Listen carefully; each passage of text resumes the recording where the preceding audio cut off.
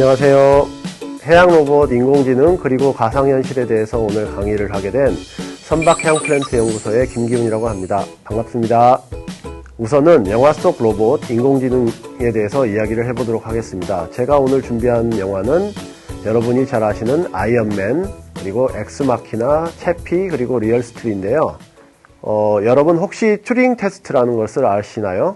앨런 튜링이라는 분이 이제 제안한 건데요. 기계가 인간과 얼마나 비슷하게 대화할 수 있는지를 기준으로 기계의 지능이 있는지를 판별하고자 하는 테스트입니다. 컴퓨터의 이야기를 사람이 하는 이야기하고 구별을 할 수가 없다면 그것은 생각할 수 있다는 것이죠. 이런 내용을 다룬 이제 영화가 바로 엑스마키나라는 우측에 보이는 영화가 되겠습니다.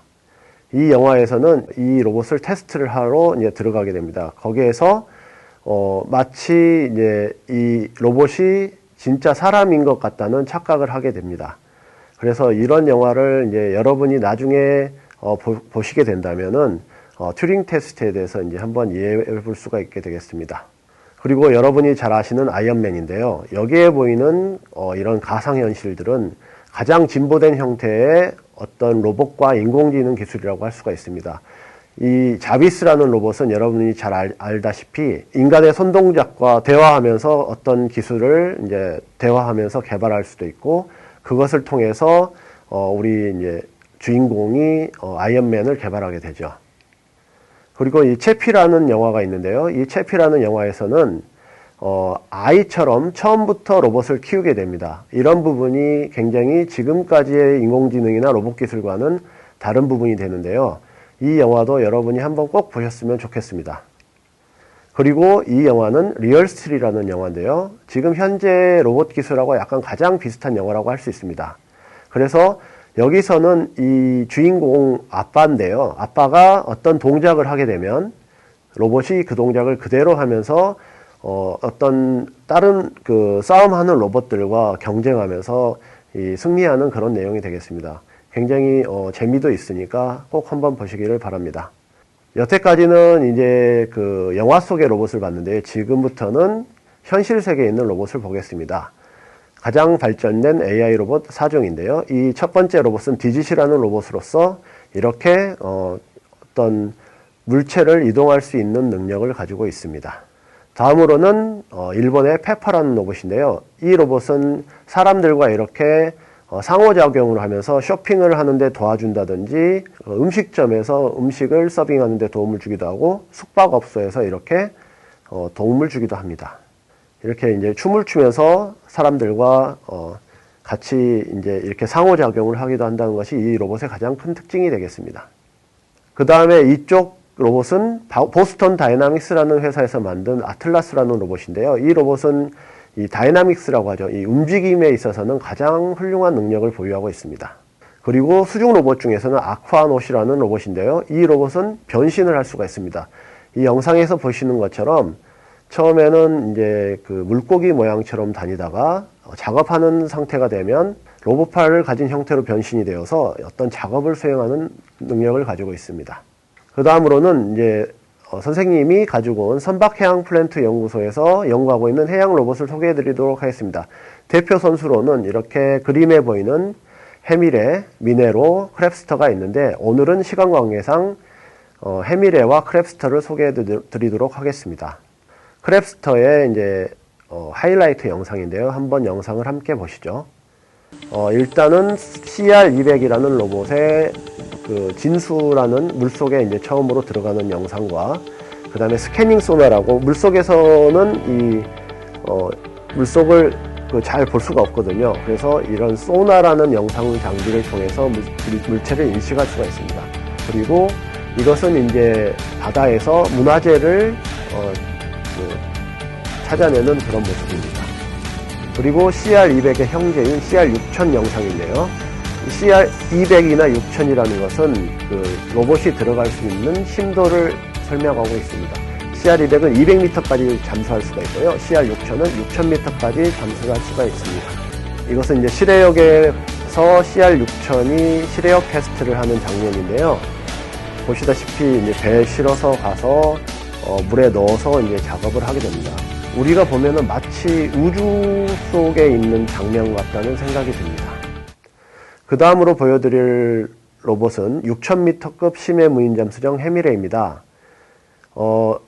미국에는 제이슨이라는 로봇이 있어서 타이타닉호를 탐사를 했고요. 우리나라에서는 심해 무인잠수정 해미레가 있습니다. 영상을 함께 보시도록 하시죠. 미국의 대표적인 무인 잠수정 제이슨입니다. 북대서양에서 침몰한 타이타닉호를 탐사했다고 하는데요. 이처럼 무인 잠수정은 사람이 갈 수 없는 곳까지 탐사할 수 있고 과학의 발전으로 보다 섬세한 탐사 활동이 가능해졌죠. 해양 과학 기술이 점점 더 중요해지고 있네요. 네, 그렇죠. 미국에 제이슨이 있다면 대한민국에는 해미레가 있습니다. 우리나라는 미국, 일본, 프랑스에 이어 네 번째로 6000m 심해저 탐사 로봇을 보유한 나라죠. 이곳에서 해미레에 대한 궁금증을 풀어주실 분을 만나볼까요?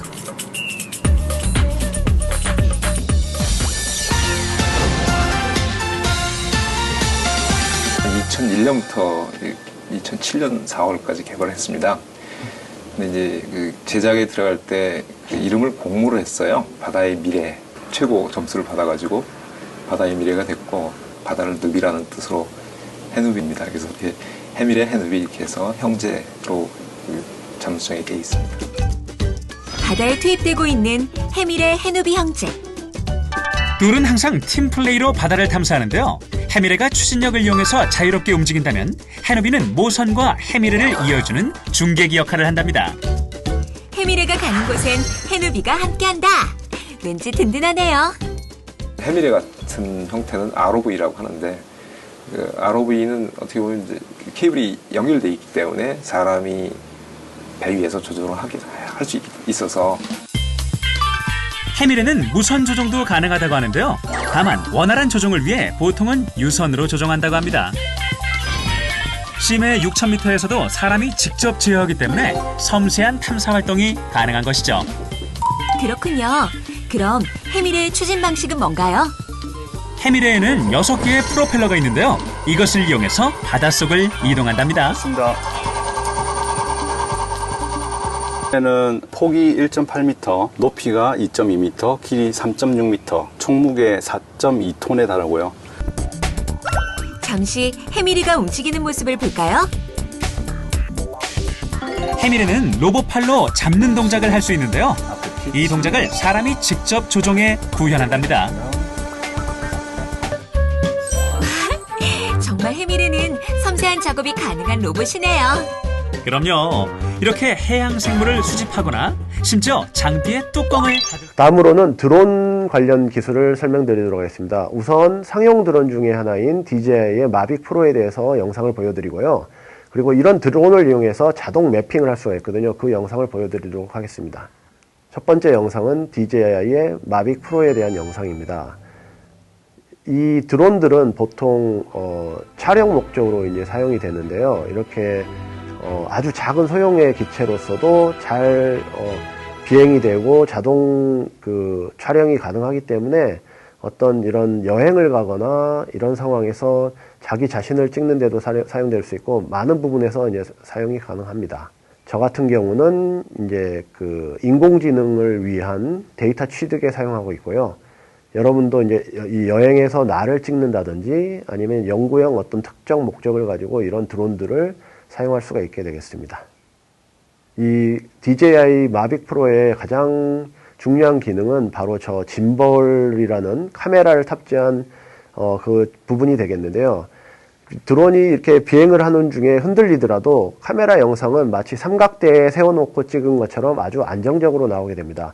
그런 부분이 이 DJI가 굉장히 각광받게 된 이유가 되는 것입니다. 그 다음으로는 이 DJI 드론이나 여러 가지 드론을 이용해서 자동 매핑을 하는 것에 대한 이제 기능을 설명드리겠습니다. 일단 픽스4D 캡처라는 프로그램을 이용하는 방법인데요. 일단 여러분이 가지고 있는 드론을 고른 다음에 그 다음에 이제 일단 저렇게 고르게 되죠. 여러 가지 이제 가능한 드론이 나오고요. 그 다음으로는 그 매핑을 하고자 하는, 매핑이라는 것은 이제 지도를 만드는 것을 말하는데요. 그런 영역을 우리 이제 그 위성 지도상에서 저렇게 선택을 하게 됩니다. 선택을 하고 난 다음에 어떤 이제 방향이라든지 간격이라든지 이런 디테일한 부분을 조정을 하게 되고요. 그 다음에는 이제 비행 버튼을 딱 누르면은 드론이 자동으로 비행을 하면서 영상을 자동으로 찍어 오게 됩니다. 저기에서 이제 이렇게 그 카메라 모양이 있는 부분이 영상이 확보된 부분이 됩니다. 그래서 이렇게 비행을 마치고 나면은 이 리뷰를 하고 그것으로 자동으로 이렇게 3D 모형이 나오게 됩니다. 그래서 우리는 드론을 이용한 정밀 지도를 갖게 되는 것이죠. 이런 식으로 드론이 그냥 셀피 목적뿐만 아니라 이런 정교한 지도를 작성한다든지 이런 곳에 사용될 수가 있습니다. 다음으로 인공지능에 대해서 설명드리겠습니다. 인공지능은 알파고가 나오면서부터 굉장히 유명해졌죠.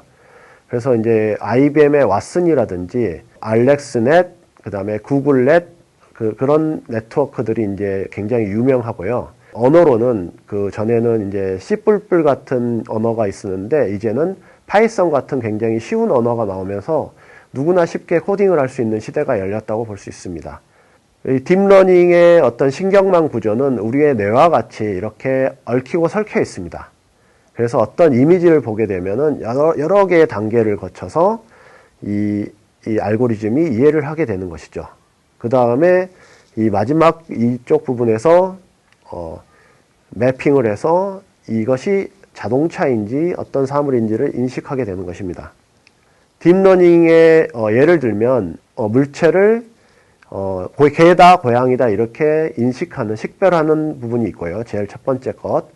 그리고 두 번째 것은 이 물체를 추적하는 겁니다. 이미지 내에서 차가 있는 부분과 어떤 신호등이 있는 부분, 이런 부분을 추적하는 물체 추적 알고리즘이 있고요. 그리고 마지막에 세 번째로 나오는 이 영역은 그 길이다. 이 부분은 차다, 나무다, 사람이다. 이렇게 픽셀 단위로 인식하는 이 픽셀 단위의 물체 인식, 이런 세 가지의 예시가 있습니다. 딥러닝에 대한 두 가지 접근법이 존재하는데요. 첫 번째는 처음부터 다 학습시키는 방법이 있습니다. 이러기를 위해서는 굉장히 많은 데이터가 필요한데요. 보통 100만 장의 이미지를 필요로 하고 1000가지의 분류를 하는 그런 네트워크들이 설계되었습니다. 그런데 이것을 준비하기 위해서는 굉장히 많은 노력이 필요하겠죠. 두 번째 방법은 이런 기존의 이 학습된 네트워크를 이용해서 나만의 네트워크를 학습시키는 전이학습이라는 방법입니다. 두 번째 방법은 비교적 작은 수의 이미지만 있어도 학습을 할 수가 있습니다. 그래서 이 두 번째 방법이 굉장히 어떤 특정 목적의 솔루션을 개발하는데 좋은 방법이 되겠습니다. 이 물체를 탐지하고 인식하는 알고리즘의 연구 동향인데요. 그냥 쉽게 설명하면은 알렉스넷이라는 네트워크가 나오면서 이 사람의 눈보다 그 인공지능이 물체를 판별하는 게 더 정확하게지기 시작했습니다. 그 다음부터는 갑자기 그동안 관심이 없었던 인공지능에 대해서 사람들의 관심이 굉장히 증가하게 되었고, 그 다음부터는 이렇게 많은 이 알고리즘이 개발되게 된 거죠. 경쟁적으로. 그 중에서도 가장 요새 유명하고 인기가 있는 아이는 YOLO라는 아이입니다. YOLO. You Only Look Once의 약자인데요. 그러니까 너는 단지 한 번만 본다. 그러면은 이렇게 오른쪽에 그 그림에서 보는 것처럼 이 사람인지 차인지 오토바이인지를 빠르게 식별할 수가 있습니다. 사람은 이렇게 한꺼번에 많은 물체를 동시 식별하지는 못하죠. 하지만 인공지능은 이런 부분에서는 더 뛰어난 능력을 가지고 있다고 볼 수 있습니다. 이것도 욜로 중에서 가장 유명한 네트워크인 코코를 이용한 물체를 인식하는 예제가 되겠습니다. 한번 보시죠. 여기 보면 자동차, 트럭 그런 부분을 잘 할 수가 있고요. 여기서는 사람, 그리고 뭐 컵 이런 부분들을 잘 식별해내고 있는 것을 볼 수 있죠. 이것은 이제 파이썬을 이용한 예제가 되겠고요. 여러분도 유튜브 같은 걸 보시고 따라 하시면은 이 부분도 조금의 노력을 하면 구현할 수가 있습니다. 선생님이 이제 개발한 다수의 로봇을 이용한 조난자 수색이라는 연구에 대해서 소개를 드리겠습니다. 드론을 이용한 조난자 수색 알고리즘은 보시다시피 두 대의 드론을 이용해서 조난자를 수색하는 것입니다. 드론에서 이 영상을 찍은 영상을 보내주게 되면은 이 딥러닝 서버가 그것을 보고서 이게 조난자인지 아니면 그냥 물인지를 식별하고 그 조난자를 찾게 되면 그 좌표를 관제 프로그램에 보내주는 식으로 되어 있습니다. 영상을 한번 보시죠. 이렇게 지금 보이는 영상은 드론에서 찍은 영상인데요. 그냥 물을 지나갈 때는 안 보이다가 조난자가 저렇게 발견이 되면 마킹이 되면서 그 부분이 조난자일 확률이 표시가 되는 것입니다. 이런 것들은 이제 이 우측에 보이는 제슨 나노라는 보드로 구현이 되었는데요. 굉장히 저렴하면서 작은 보드로도 이런 인공지능 솔루션이 가능한 수준이 되었습니다. 그 다음에 이것은 무인선에서 그 바다를 항해할 때 전방에 보이는 배들을 탐지하고 있는 모습입니다. 그래서 이런 거 역시 아까 말씀드린 욜로라는 알고리즘을 이용해서 개발한 것입니다. 이 배가 한 대 가까이 다가가고 있죠. 그런 부분들을 이렇게 잘 추적해낼 수가 있습니다. 이런 기술이 왜 필요하냐면 우리 무인선이 운항을 할 때 이렇게 주변에 있는 장애물들을 탐지를 해야지 그 장애물을 자동으로 피해갈 수가 있겠죠. 그런 부분에서 이런 알고리즘이 필요하게 되겠습니다. 그리고 VR, AR, MR에 대해서 설명드리겠습니다. 가상현실인데요. VR은 Virtual Reality, 가상현실, 그리고 AR은 Augmented Reality, 증강현실. VR은 여러분이 좋아하는 컴퓨터 게임 있죠. 그런 것들이 대부분 VR입니다. 그럼 AR은 무엇이냐? AR이라는 것은 우리가 보는 카메라 화면에서 어떤 제품에 대한 설명 같은 것들을 컴퓨터 그래픽으로 얹어서 설명하는 그런 거 있죠. 그것이 바로 증강현실 AR입니다. 그리고 이 VR과 AR이 섞인 거, 그것이 바로 MR, Mixed Reality, 혼합현실입니다. 그래서 이 세 가지가 앞으로는 가상현실의 세계에서 주로 듣게 될 단어가 되겠습니다. 유니티 데모 영상을 보여드리도록 하겠습니다.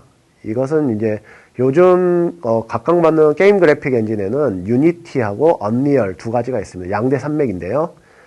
비교적 접근하기가 쉬워서 여러분이 만약 게임을 좋아하시면은 이 유니티라든지 이런 언리얼이라든지 이런 것들을 유튜브를 보면서 공부를 하시면은 금방 이런 멋진 영상을 자기 스스로 만들어낼 수가 있게 되겠습니다. 한번 영상의 한번 퀄리티를 한번 보시죠. 여기 보면은 마치 풀잎이 이렇게 바람에 흩날리는 이런 것들인데 이것을 예전에는 굉장히 구현하기가 어려운 기술이었습니다.